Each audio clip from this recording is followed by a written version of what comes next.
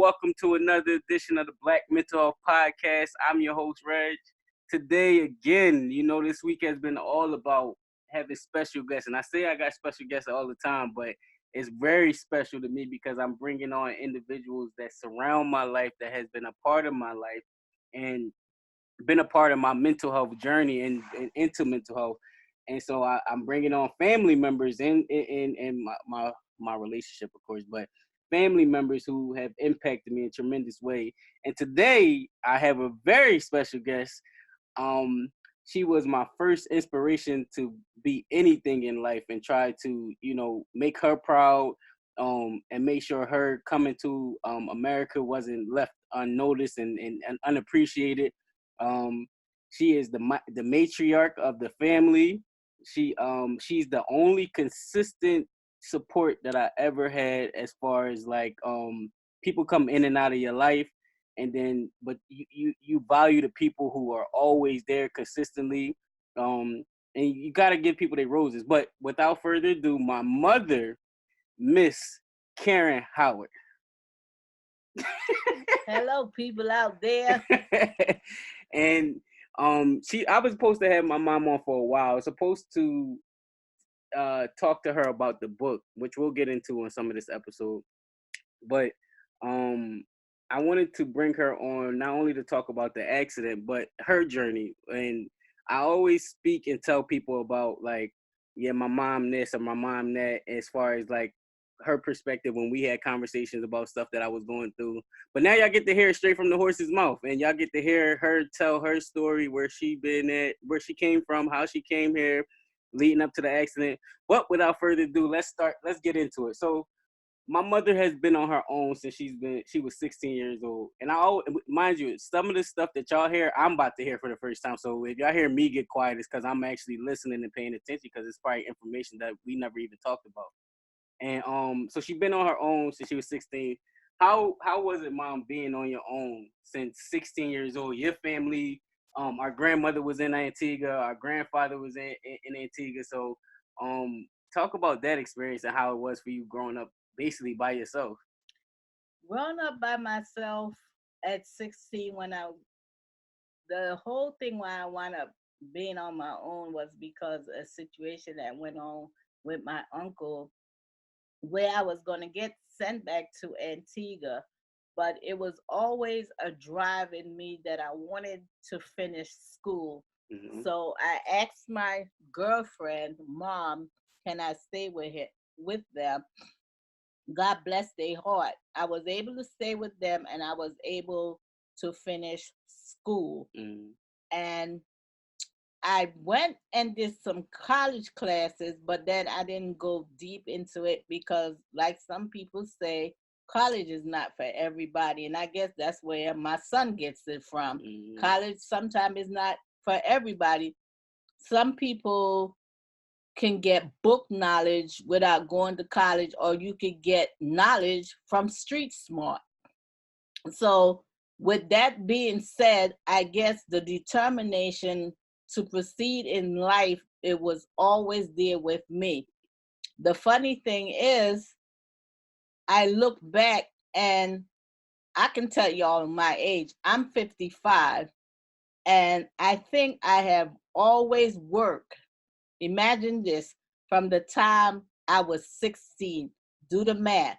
The only time I could say that I never worked was when I was pregnant with him. I was out for 9 months because of complication with the pregnancy.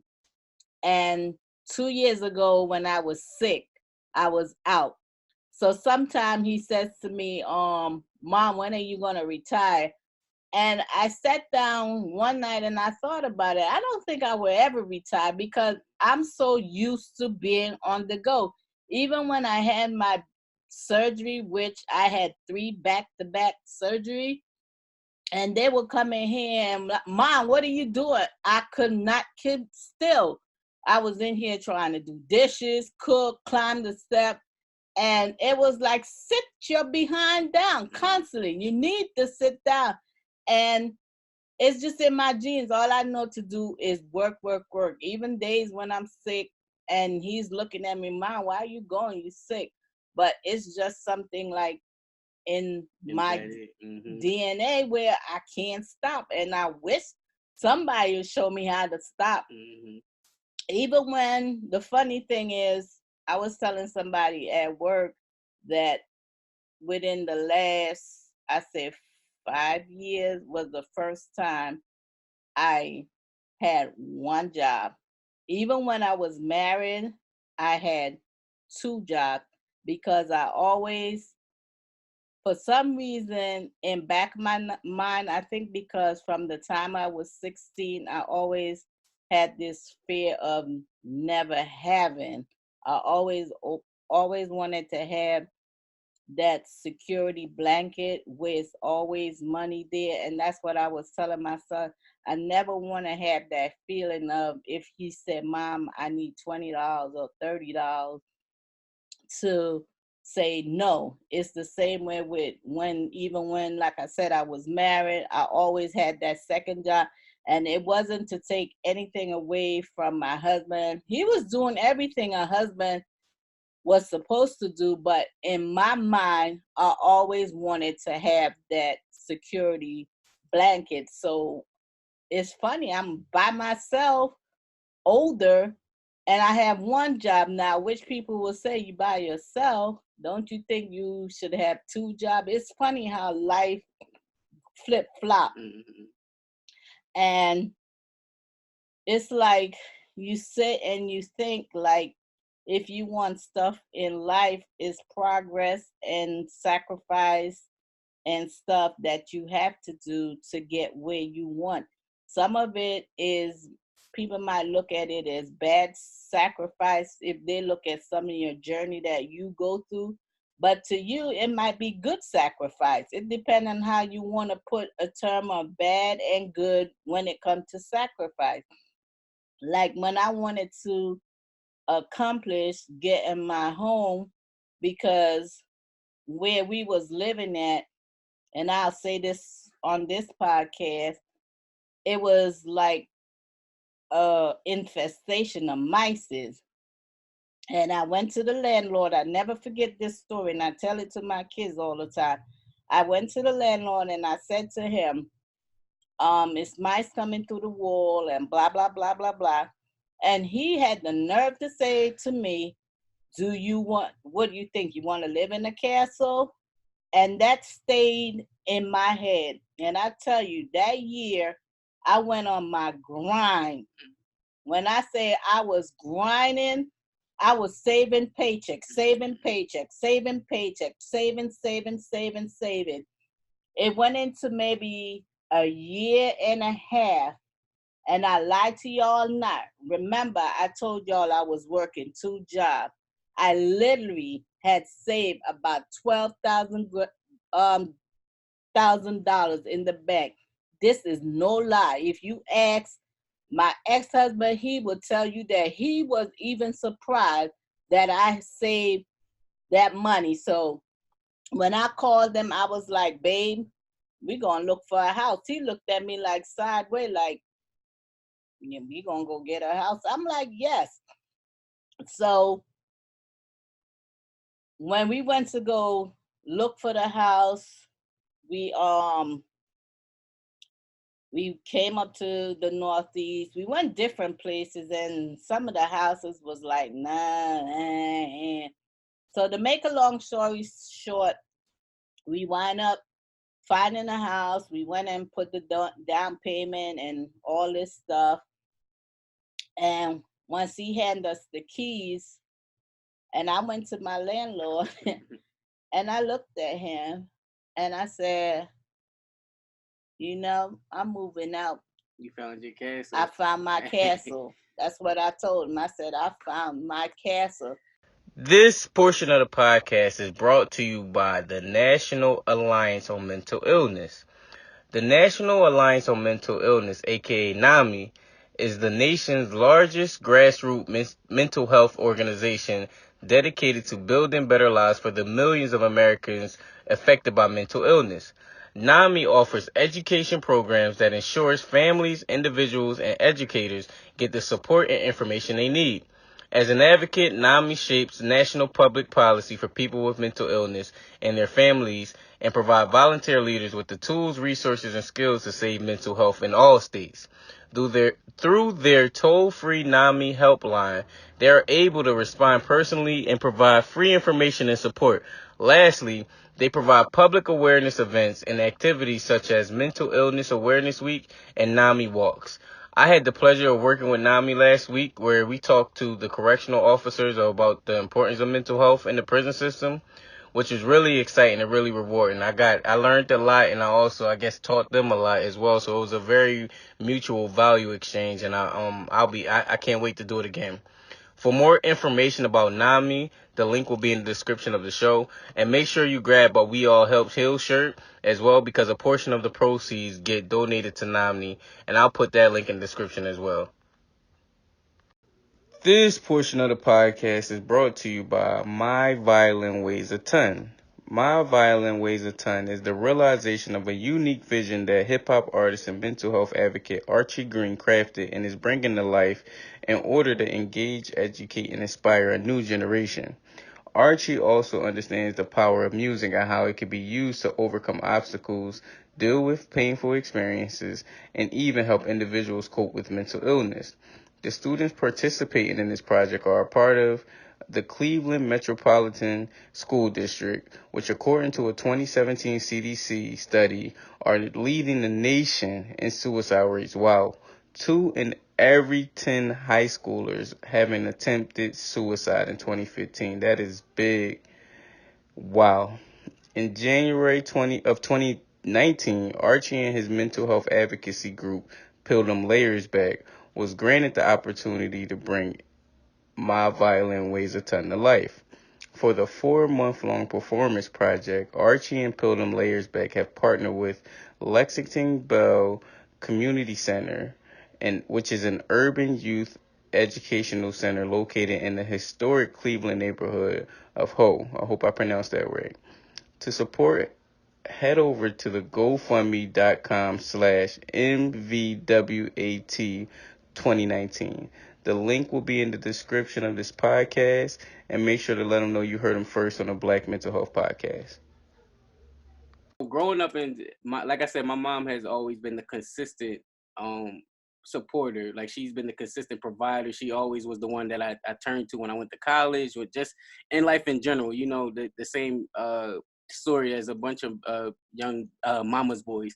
So we just came to this transition or acknowledgation, or not acknowledgation, I don't even know what kind of word is that, but the acknowledgement of the fact that my mom is not the oh baby come here, that type of person. She's nurturing, but she nurtures in a different way.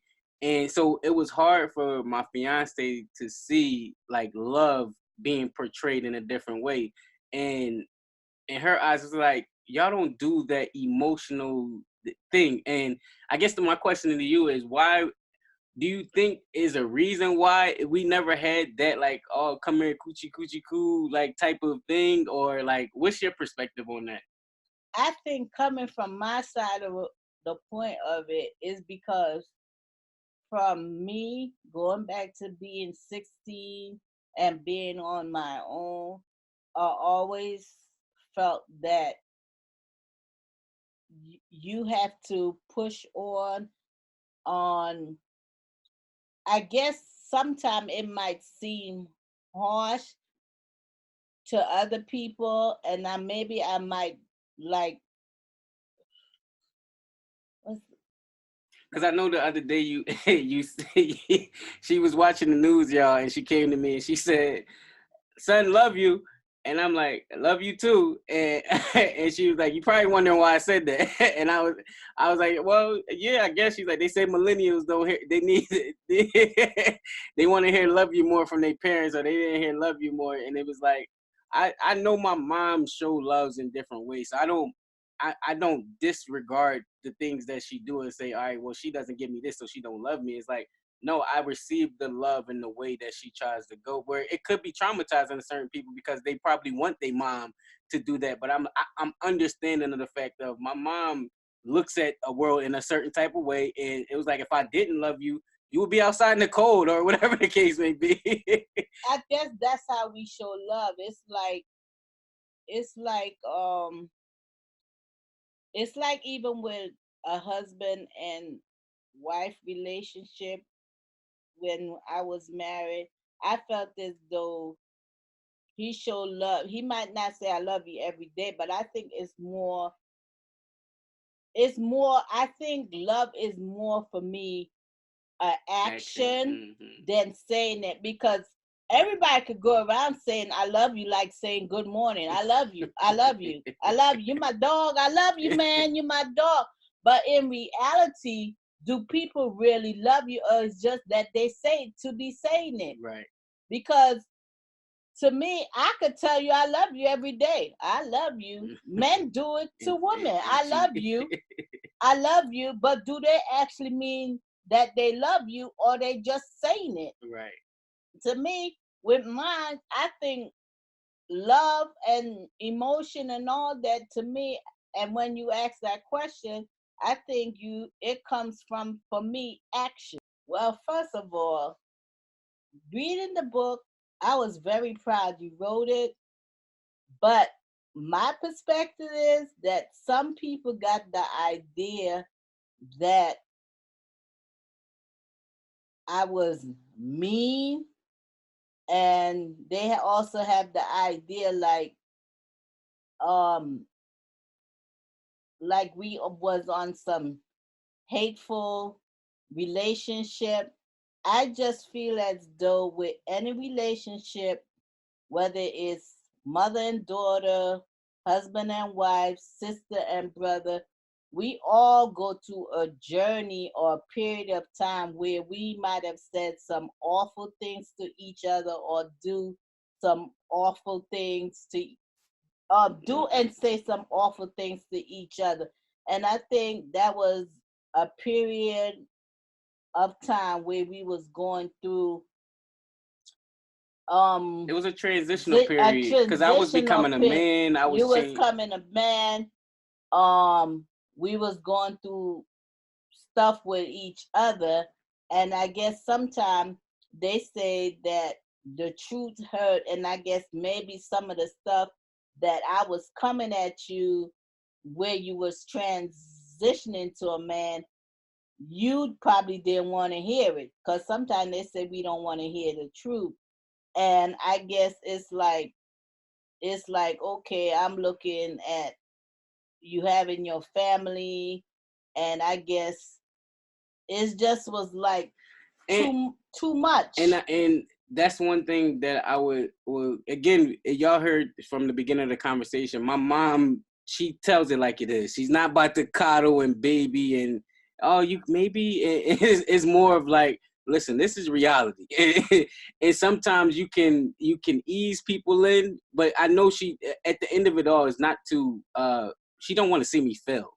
She don't want to see me like strung out on drugs. She don't want to see like bad stuff happen to me. So maybe I received it in a way that I could have took it differently. But like I said, with the whole love you thing, like, or the whole perception of if somebody was on the outside looking and it's like, oh, your mom don't love you because she don't say this or she don't do this, and it was like you understand a person's version of love. And then once I understood it, that's why I was like, I was grateful it happened. Everything. I'm grateful everything happened the way that it happened, because not only was I able to make a book out of it, but I also got to understand our relationship and redefine myself as a man, because at that time, literally, I was a boy raising a family. And once I get, and I'm not gonna give y'all all of the juice, so mom, don't give them all. They gotta buy the book to get the details. No, but the book is, people will look at me and say, you put them out in the cold, and they was homeless, and they was like, oh, they're looking like, oh, your mom was mean. But sometimes you have to shake people up for them to wake up. Mm-hmm. And I think in my heart, my son know if he really didn't have no place to go, that he would have come back home, because he's home now. Right. So if it was, or how some people perceive it and think that we was to the point where we wasn't going to get back to where we are. We hate each other that bad. And I was such a bad person because I think, like I said, a lot of people think I will be angry because he wrote the book. Or no, it's not even on that level. Like I said, it was a journey, and sometimes as we go forward, we might still have spat where he might not agree with something I do, and I'm still might not agree with something he did, and I still might say get out. And we're gonna talk about that too, because we had a spat earlier this year with the accident where I wanted to take something, but we'll ease into that. But that was I'm glad she was able to say that about the book, and everybody go get it, Suffering into Success. It's on Amazon, everything.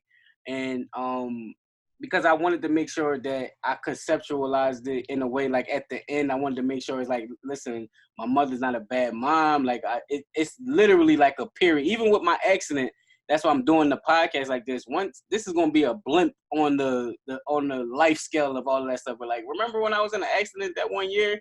And so I wanted to make sure I conceptualize that or put it in a box in that moment and make sure. Let me ask that first. Did you like it? I like the book. Okay. I like the book.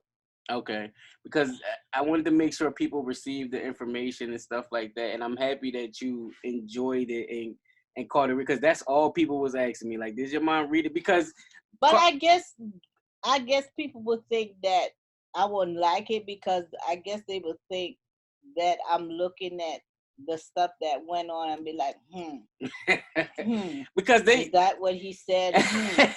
and they thought maybe I would be angry, but I'm not angry, because it was a journey and a situation that went on for you to get from step 1 to 12. Every situation is a point A to get to the B to C to D. Mm-hmm. So if that was what it took you to get to point Z, then it was a learning experience. I'm grateful. I don't even know if that book ever comes out if that experience doesn't happen. This podcast may not come out if that doesn't happen. So that's why I say I'm grateful that all of that happened, because it made me a man. It made me to who I was. But in every life situation, it's a journey that you have to go through. And every journey that you go through is not going to be easy. Mm-hmm. This portion of the podcast is brought to you by Spread the Good Communications. Spread the Good Communications offers copywriting, editing, planning, and consulting services to help businesses and nonprofits share who they are, what they do, and why it's valuable. The mission of Spread the Good is helping people who serve the well-being of communities, families, and individuals to engage their audience and build relationships. You may have the right solutions to offer your audience, but your success is limited without effective messages and stories about your work. Shelley Williams is the creator of Spread the Good Communications. She loves using the power of words to make a positive impact in people's lives. Here's a testimonial from Sharika on her website. Shelley has been a great asset to my company and played a vital role in implementing effective communication strategies for my target audience. She is able to quickly understand and complete work that delivers a clear and detailed message. If you're ready to get better results with engaging your ideal audience, visit spreadthegoodcoms.com/services and reach out to Shelly and tell her Reg sent you. I can 100% vouch for her. She's been nothing but great for me. And the work that we've done. If you guys like my book, Suffering Success, A Paradigm Shift for Struggle to Achieve Happiness, you'll definitely know that she was the person who edited my book. And if you guys like the way the flow of my book went, you can get a living proof of example of her work. So go check out Spread the Good Communications and tell Shelly Rad sent you. And go get a copy of Suffering Success while you're out. This portion of the podcast is brought to you by the Worthy Lifestyle app. Are you looking for mental health support, education, and resources? Are you lacking self-esteem to elevate? Are you looking for a way to handle the childhood trauma you're not talking about? Are you sad, angry, or just all over the place emotionally? If so, download the Worthy Lifestyle app. The Worthy Lifestyle app provides mental health education, resources, and support. Learn how to become the best version of yourself. Before you can win, you have to believe you're worthy. Download the Worthy Lifestyle app and tell them Brad sent you. I had a chance to meet the creator and the owner and the operator, and she's an amazing person. We actually are in the talks of doing big things together, especially for the mental health community.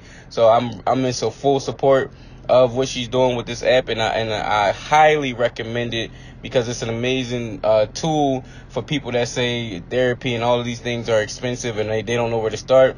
So the Worthy Lifestyle app is definitely a place to give you that start, and it might be the place that you call home for a while. So go download the app and tell them Brad sent you.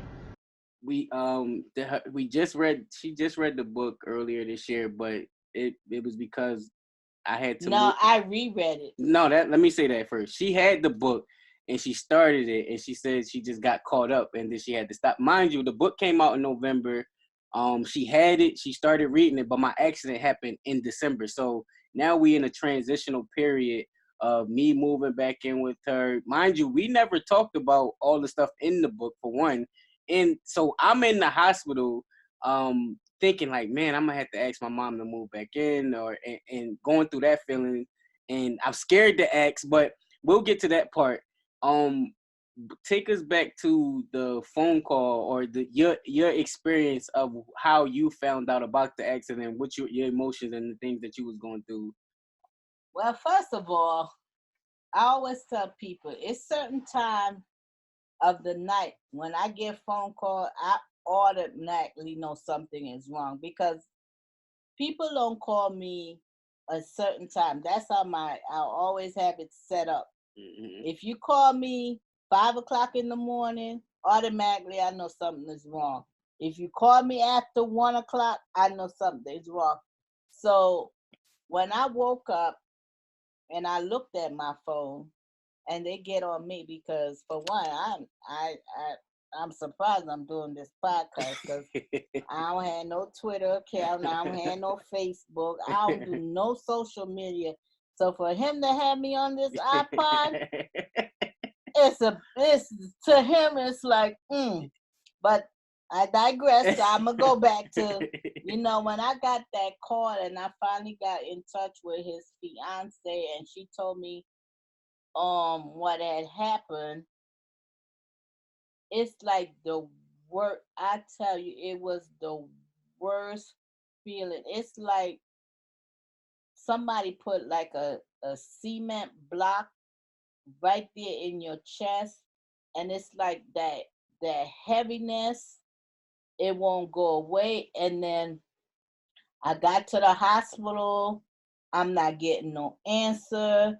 And it's like that waiting period. We out in the that room they put you in, and they telling you to watch the board, and we watching the board, and there's nothing going on, and it's like that feeling. And when I tell you, it's the worst feeling that you never want to feel as a parent. I wouldn't even want nobody to even step in that shoe or that feeling.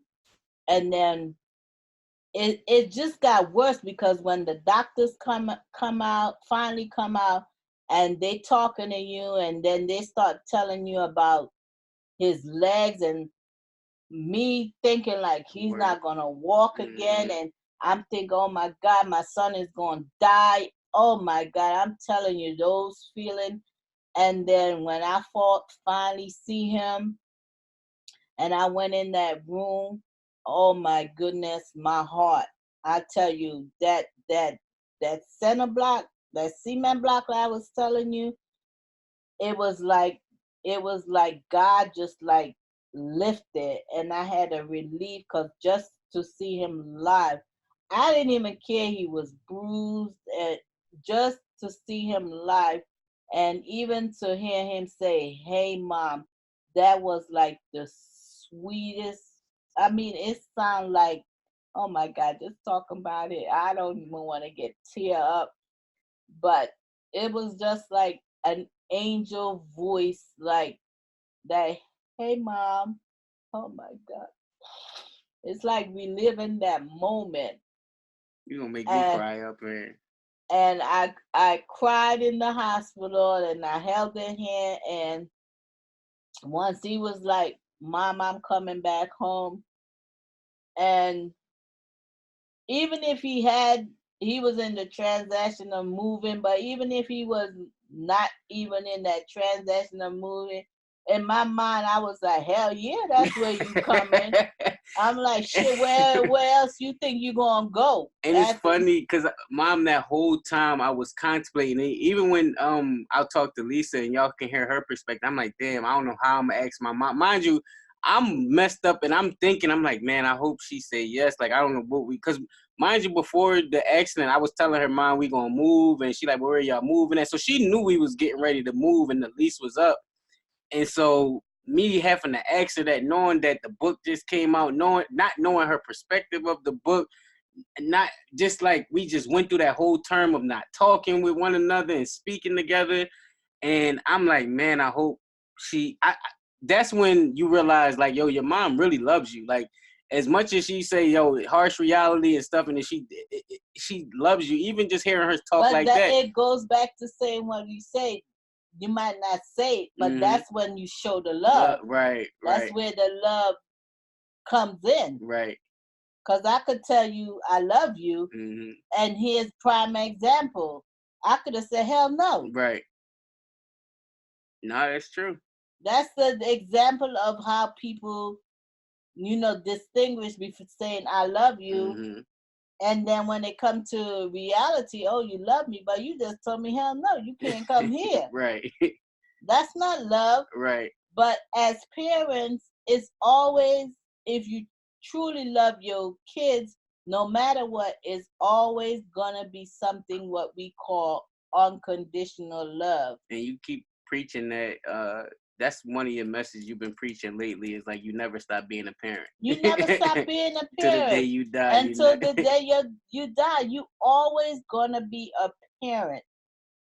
You always gonna be a parent, because they come to you now that they're becoming parents. They ask you questions. Well, Mom, how was it? How do I do this? How da. And you never stop. So, like I said, with all that being said, it was like, after I said, yeah, you could come home, and it was like every day going to the hospital, those trips back and forth. It was tough. Remind you, she had just got her. I had surgery too. So she's not even in the best. So of condition. I'm not even in the best of health, but it's that time where you said that tough love that I give them. I had to tough up, man up, put them strap on, and go and be a parent. And it's like situation, no matter, it goes back to the book, what we go through. If you truly a family, you're gonna come together. And even to see, well, I call him the sperm donor. Even to see him, and I'm gonna say the sperm donor because like he said, I keep it real. Even to see him come and support, that whole thing, it was even a shock to me because I didn't think he was gonna be there. I didn't expect my dad to show up. I didn't see that at all coming. So with him and my daughter and all of us being coming together, it was just like, it was a beautiful moment. It was a beautiful moment. And Mom, that was the first time I had all of y'all in the room. Mind you, y'all been broken up and divorced years now, so I never got a chance to experience you, Reggie, and Gina in the same room together. I never, because mind you, they have their battle. You and Reggie have y'all situation. And so I have individual relationships with everybody. But to have everybody in the room at one time where it's like, y'all, everybody was able to put their grievances and everything to the side. And it was like, let's be a family. If it's only for this one moment, let's be a family. And I appreciated all of it because I never had it. So it was like everybody dream of having that family unit together. But to have my dad, my mom, and my sister all in one room, that was big. I didn't even care if I was half there. But to just have that moment, I would cherish it forever because I got to experience it. But I'm telling you, even now, is to like look back and I'm like, you know, thank God. Right. I like honestly give God the praises because, like I said, I had 3 back-to-back operations, and then to turn around and my son was in an accident. It was one of them pivotal moments to sit back and Life is reflect short. on life and say how short life is. And to say that is, I never thought that like what we went through, like we was gonna hold a grudge forever. I feel as though I was giving him his space Mm-hmm. and he was giving um me my space, but I don't think it wasn't going to be no like no drawn out stuff like people have. You have brothers and sisters that you don't speak to for years. Mm-hmm. Like I said, we go through our issue and so forth, but at the end of the day, that's my son, that's my daughter. We love each other. And even like he said with his sperm donor, I look back at it and I don't like, I've grown past whatever. I can say that on here, whatever we did or went through way back when we was young. Mm-hmm.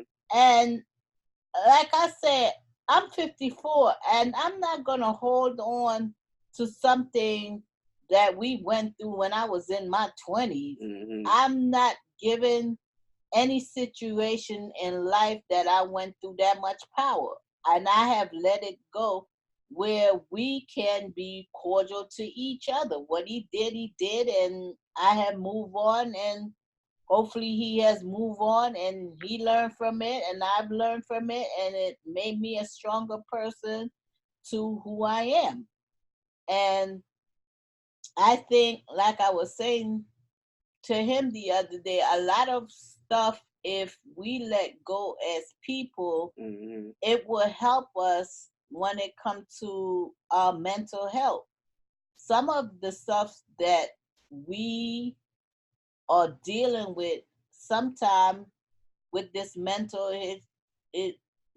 health issue, it really can mess you up. And I always said to him also, why do you give the person the key to drive your car where you always sitting in the passenger side? Meaning that saying is, once you give that person that power, they can keep controlling you for the rest of your life. Mm-hmm. And you have to somewhere to the point forgive them.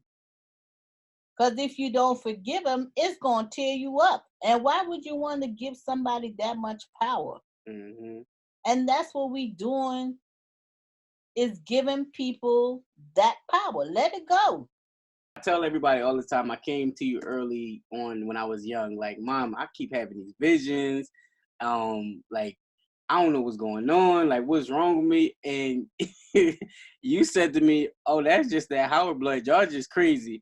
Talk about your experience with that, just from your perspective. You don't have to throw anybody under the My bus. perspective, I was told from early on, I was told to stop having y'all children because y'all was crazy. And it was demon children, right? That was specifically what it was like. Stop.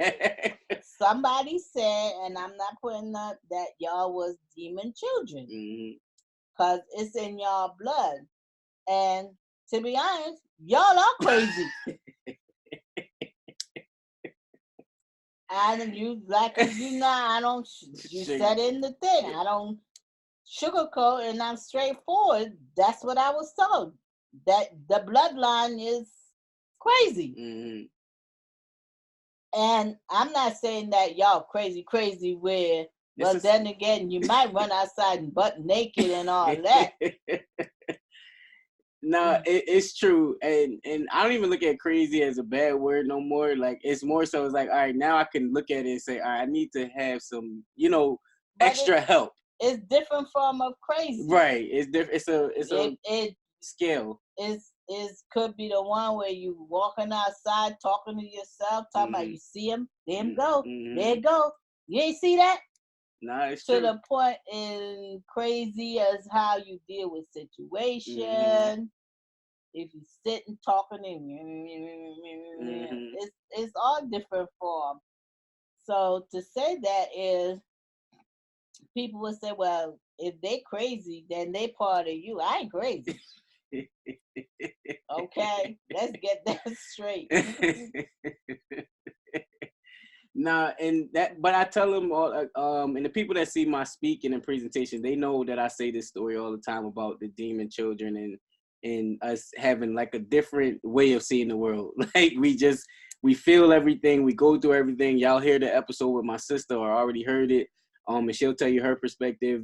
My mom's ex-husband, which is my father, you'll hear his perspective on that bloodline. Like we just have something that's like off, and I'm happy that I'm doing the stuff that I'm doing now, because now I can show the world and address it. Like, all right, it's okay to know you're going through something, but address it, finding therapy. Like I've been in therapy, my sister's been in therapy, and just trying to address that. But I don't know if you would finish on it, but with mental health, was that was the closing remarks like you had about it?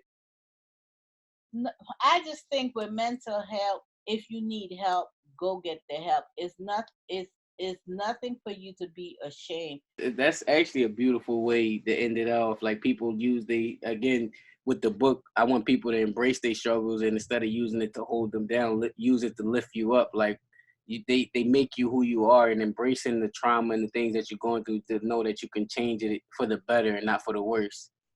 And Mom, thank you for coming on. I know we don't say love you that much to each other, but I love you and appreciate you for taking the time out to come on this iPod, whatever y'all call it. And I appreciate it. And on that note, guys, remember to subscribe, follow, share, like, all that good stuff that helps with the support of the podcast. You're getting my business with my family for free. So I appreciate it, sharing and liking and doing all that good stuff, because it doesn't really cost you anything. And remember that this platform has never been about a replacement to therapy. It's an alternative, and it's a place where people share therapeutic stories. Thank you for listening.